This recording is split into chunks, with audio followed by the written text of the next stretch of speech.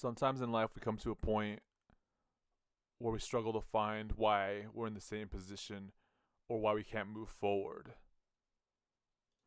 While we navigate this catharsis, we might come to a point where we're just overwhelmed at our possibilities and have no clue of where to go next. And this may lead to us reverting to an earlier time in our life where we had control, we had a clear sense of where we were going and vision, and we had emotional resolve or just felt like it was just a better time. Whether due to lack of resources or just out of or feeling that we're lost for creativity or options or just no idea where to go next, we revert to we draw back to this area of our lives where we had everything in control. It could be a birthday party, it could be a graduation. We just go back to this. I had everyone that I loved there and everything that I needed, and I had all the emotional integrity that anyone could ever want for. The pleasant thing about nostalgia is where all our wants and desires came and met at one point. And because it was as if the stars aligned, we fall in love with this idea. And the more and more we revert to that one period in our life, it's hard to focus on anything else or even think of another period in our life where the same thing could happen or even better. Instead of using what we currently have and all our emotions to create a more memorable, better event, we use everything at our disposal to try to recreate that key moment in our lives that gave us everything we ever wanted.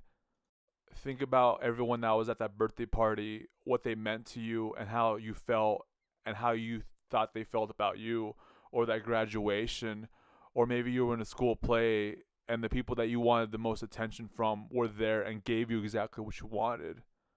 Maybe it was that time that your dad, although always frugal, gave you $20 to go to an ice cream shop and you got to pick whatever you wanted, and he sat down with you and you guys got to share a cone and share a good moment. Although nostalgia can bring us such satisfaction and feel like it's replenishing that part of our soul that we miss and we long for, it could also be a crutch. We entrain our minds and put ourselves into a trance and say that that moment will never come again. We'll never have that happiness. We'll never have those relationships that we want most because I can't make the stars realign. It was a key moment, and that key moment will never happen. You compare the girl that's right there in front of you, sweet, sultry, such a great smile, pays attention to everything you say, but you compare it to the girl previously, the one that gave you and made you feel like you were the world, and you'll never trade that. Is it really possible that another woman in this world can make me feel the same way? But think about it. She's gone. She's moved on. And yet you're here with a stack of emotions you don't know how to figure out or how to untangle or how to disconnect from. It's as if you needed something from above to come in and just intervene and destroy the connection. One thing I like to talk about is attachment, because we all have it. We all emotionally invest. We've all rather go back to the emotion that we previously invested instead of investing in new relationships because it's most familiar to us. And that's why we can't grow. And that's why we go back to nostalgia, because we had just enough for that moment in time. We had just the perfect amount of attention, perfect amount of energy, all the resources were in place, and that's why we can't let go of it. So now I'd like to shift our focus and encourage you and push you towards a better you or a different outlook, because those memories are precious, but you can't take them with you everywhere you go. They're only worth so much. You're chasing this shadow or projection of the past that will never come to fruition.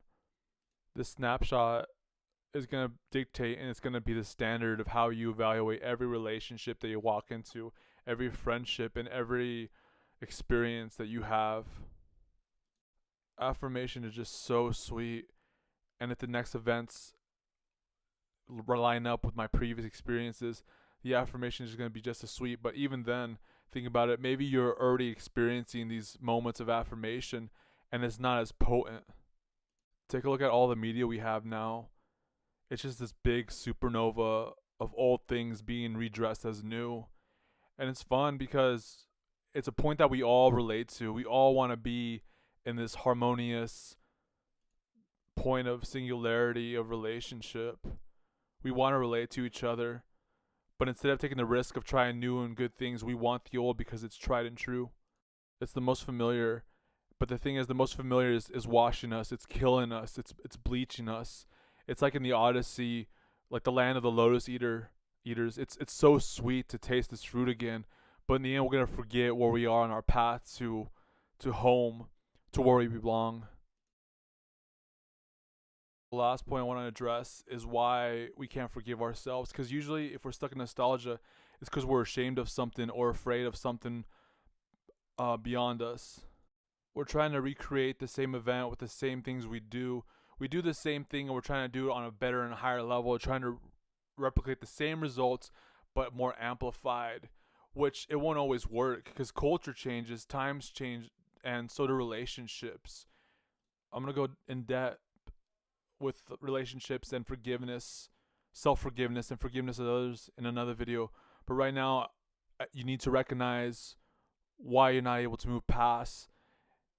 I find it ironic because life is like this. There's this movie I watched that's dedicated to a Tex-Mex cumbia singer where she gets shot by her best friend. Yeah, that's the one.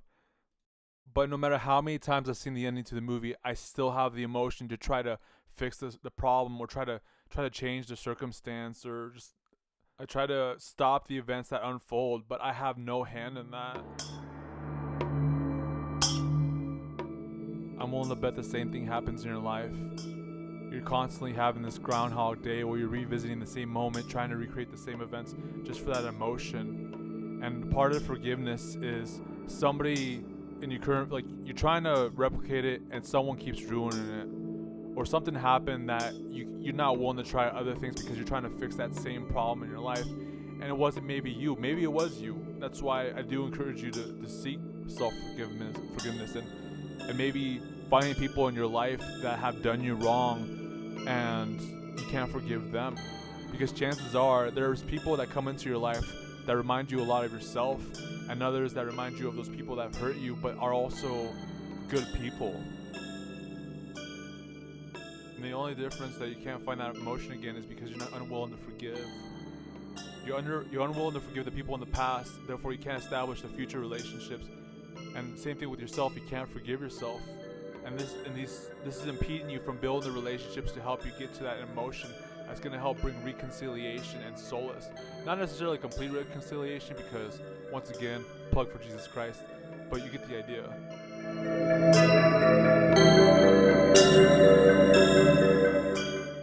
In closing, I'm going to encourage you to ask yourself the most savage, frightening questions of yourself.